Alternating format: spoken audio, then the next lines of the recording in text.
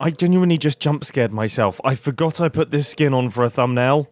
Oh my gosh. I'm looking so bad, even this guy's feeling sorry for me. Well, welcome back to Hermitcraft Season 11, welcome back to my workshop area, and welcome back to this unfinished hole. I'm extremely excited because today I'm finishing it. I need to change. Goth babe? No? Oh my goodness, that is so much better. I really take my skin for granted. That is a very strange sentence outside the context of Minecraft. So I've cleared out a little bit of extra space, and I've also started placing blocks around our bulk storage system. I think I'm going to stick with the sort of tough stone theme that we have going on here. Now, one thing that I do have to do is make sure that this pathway here also goes up into the house, but then also goes down to the bottom. You know, I could just have like a line of slime blocks there. I definitely still think I want like an official way to get down, but because all of the items end up down at the bottom here, it would actually be nice to have a fast way to get to and from this path. I have significantly less slime than I expected. Maybe one day I need to make a slime farm. Right, this shouldn't have to be too complicated. I'll just have a little setup right there, immovable objects underneath. To be fair, I could have another button on this side, and then another piston on this side as well, just to give me slightly easier access, potentially. As in, I then have two options for pressing the button. The only issue is that the piston will be lifted up, which will redirect the water stream. But, like, the likelihood that any items are going through while I'm looking in these chests is low. The big question is, does it actually... yeah, that should have been the first thing that I checked, right? That's so close! I mean, I guess we could drop the path down a little bit in the middle here. That could actually look quite cool. How did I mess that up? I'm not gonna lie, team. I'm finding this so hard. I mean, I think I've got this working now. So this is functional and really good. That was actually my first test, and it was incredibly satisfying. So that's an incredible addition. But this... oh, it just feels... it feels so, like... it's so old. I definitely would have just done this in 2011 with different blocks. 100%. 100%. This would have been glass. These would have been stone bricks. The chests would have been the same. That layout of chests would have been the same. I need to think like this. I need to think like this. Oh, this has definitely made it worse. What would Grian do? Ooh, the shelves. The shelves could come in here. Oh, come on now. Come on now. Come on now. Yeah, maybe I could go for some thin beams. I still like that idea. I thought first I would get the outer shell done. I've been getting a lot of practice with this, and I've been getting so much fast. I think I'm getting somewhere. I think I'm finally getting somewhere. Item frames, chains. This thing's no longer floating.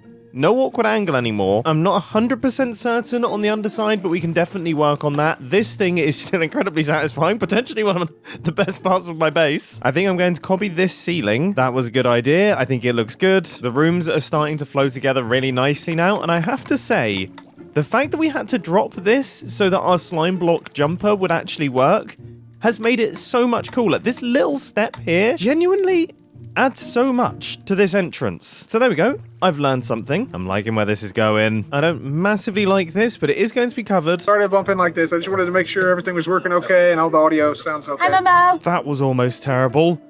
I almost lost all of these. This room now has a pulley system, and I think this room is now done, which means the entire workshop is done, which is extremely exciting because just a few episodes ago, I referred to this as an unfinishable project. Let me just quickly show you what I've done with the other half of this room because I think it's really cool. I've added like a pulley system, which moves large quantities of items between the two layers of the room, which is effectively what this part of the storage system is doing. Moving large quantities of items from this area here downwards. It is a visual representation of what the redstone is doing, which is incredibly cool. This isn't so cool. I can't believe I forgot to put in the items in the item frames. How is it that I don't have half the items that I'm meant to have a bulk supply of? Anyway, while I'm down here, I just thought I'd show you. This place is basically a mess of boxes, which I think feels right. You know what else also feels right? This. The whole thing feels right. This room is really cool. This room is really cool. This entrance is really cool. What is that? Is that junk? Oh! Oh my goodness! Wait, how have I've got netherite armor! When was the last time I actually had that? I can't believe Pearl actually gave it to me.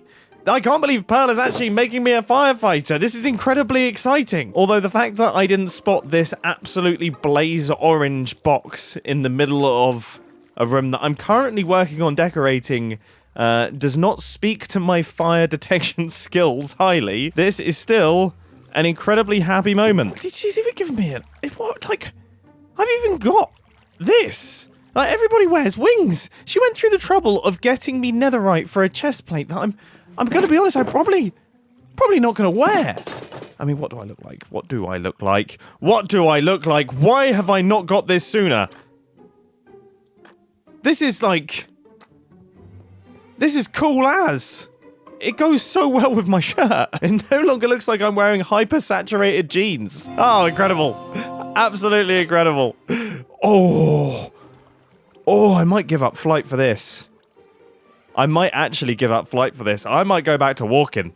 Your boy might be strolling from now on. No, actually, I'm over 30 and my knees are beginning to hurt. It is now the next morning, and I tell you what, that statement about being 30 is very true because I'm currently sat here with Category 4 Glacier sunglasses on and frozen peas strapped to my forehead because I've got a really bad migraine. You know, I swear, people warn me about this, I didn't believe them. But it really is the case. You go to sleep after the age of 30 and you are just crossing your fingers that you're not going to wake up. Wrong. How is it that I can just close my eyes, be completely immobile for like 7 or 8 hours, and then just wake up a mess? Sleeping time is meant to be for recovery. What am I doing at night? I'm going to have to put an air tag in my pajamas or something, you know? Because clearly I'm doing something other than resting. Oh, in case it wasn't obvious, I'm actually building the interior of my starter base. The hide and seek area is going. It was one of my favorite moments of the start of Hermitcraft Season 11, but I really want this build to actually be functional. Okay, someone left their Silk Touch pickaxe in one of my hoppers. I don't know how to return this, so I won't.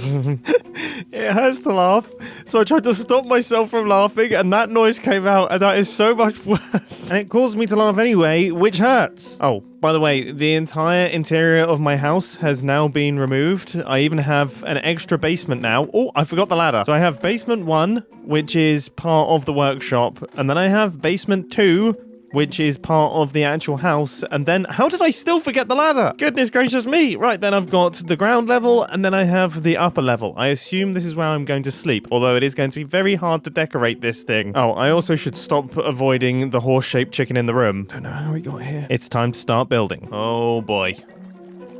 Oh boy. I've logged into the server, and something has happened that I've never experienced before in my entire life. Do I have a migraine in Minecraft as well? This is kind of what it feels like. I'm not entirely sure what that was. Now it's time to start building again. Another portal room inbound. I've just worked out the coordinates of where my portal needs to go, and it's like right in the middle of the nether hub.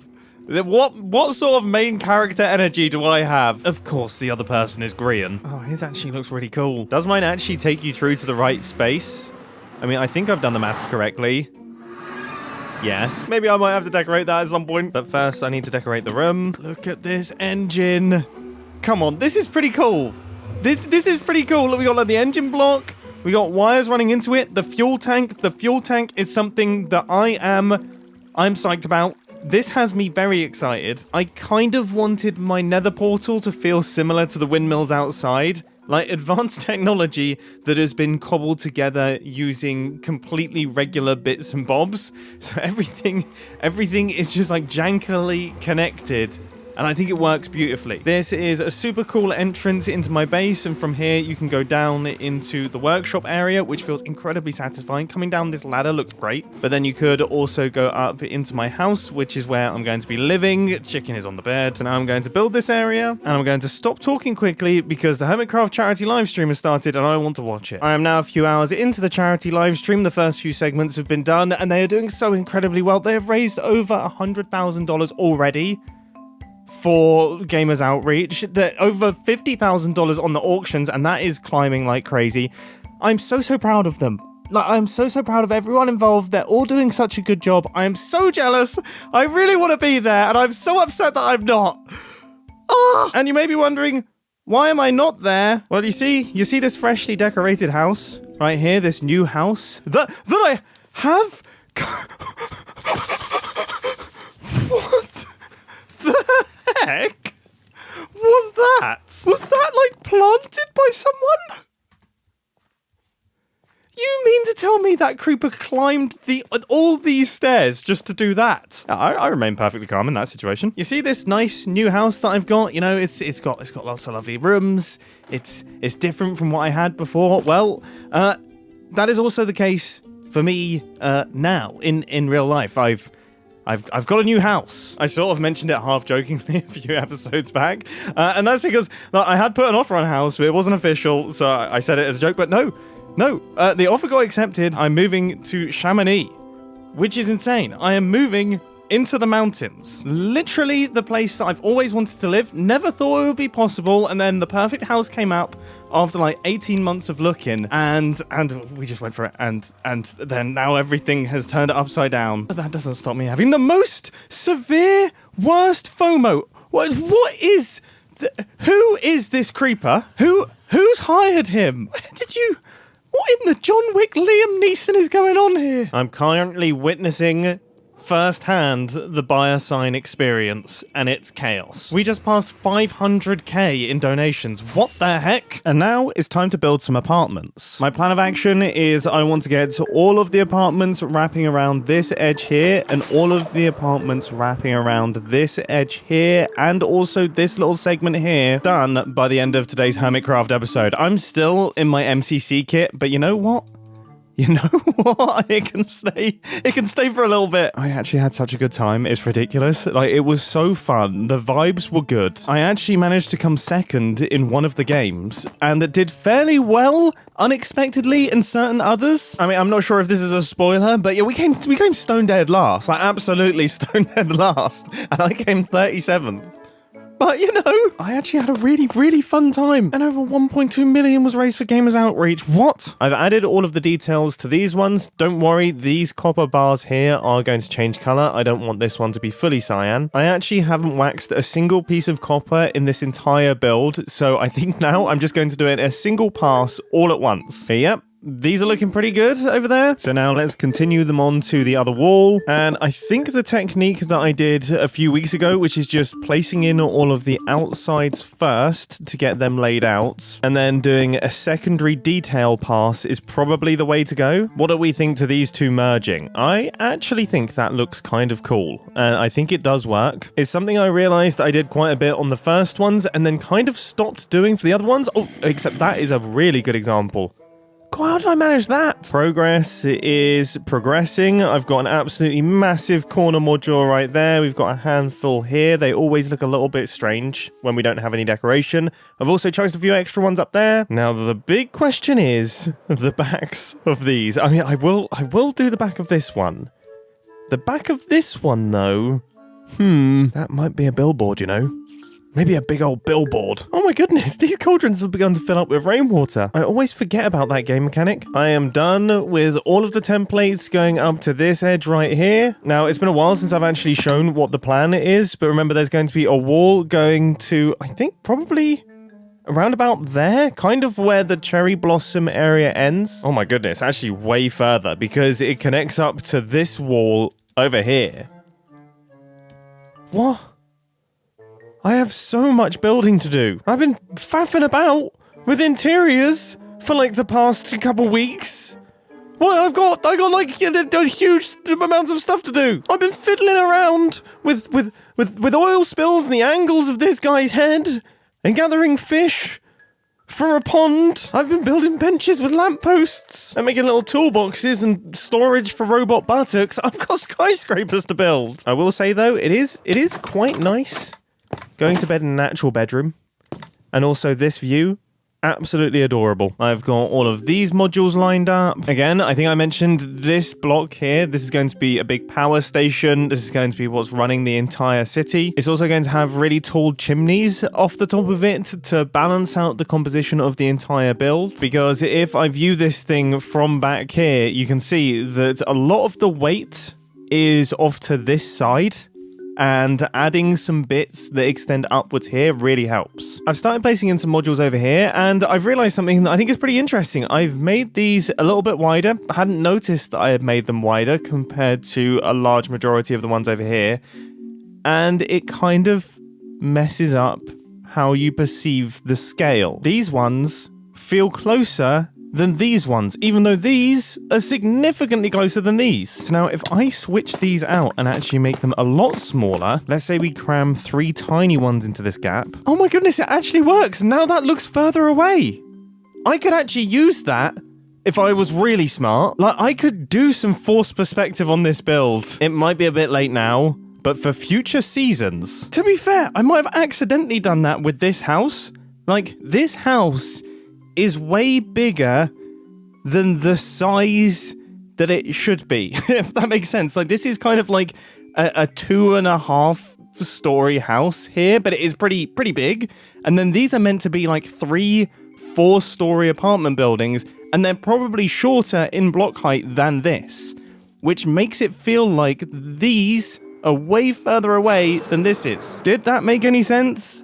Is it even true? I don't know. All I know is I'm going to try my best to keep this in mind for my skyscrapers, because the biggest tower, the macro transact tower, is going to be going out the back, and it's also going to be the tallest. And then if I make it so that the floors in it are also the smallest, it's going to look absolutely ginormous. Oh, I've accidentally shown the back of this structure. I'm going to have to blur this. Anyway, after lots of fiddling around, all of the modules are now in. These are the last ones that I've done. So now it's time for the second pass, which is getting all of the fence colors worked out and adding in all of the internal furniture. Looking around at my fence options, it seems to be either iron bars, copper bars, bamboo fence posts, or acacia fences. So that's nice and easy. Now I'm going to try my best to just do this in the most organic and most natural feeling way. Whatever speaks to me, I will do. I like this. That is this side all done, and it looks alarmingly good from far away, to the point where my lazy brain is starting to think maybe I don't have to do all of this extra stuff. You know, technically on the further away modules, you'd begin to see less detail. No, I don't think I can get away with the forced perspective stuff twice in one episode. Regardless of how useless I am with these spears, they are unbelievably satisfying. All of the fence modules are done. Now I just need a handful more resources. Well, this is a bit of a win, isn't it?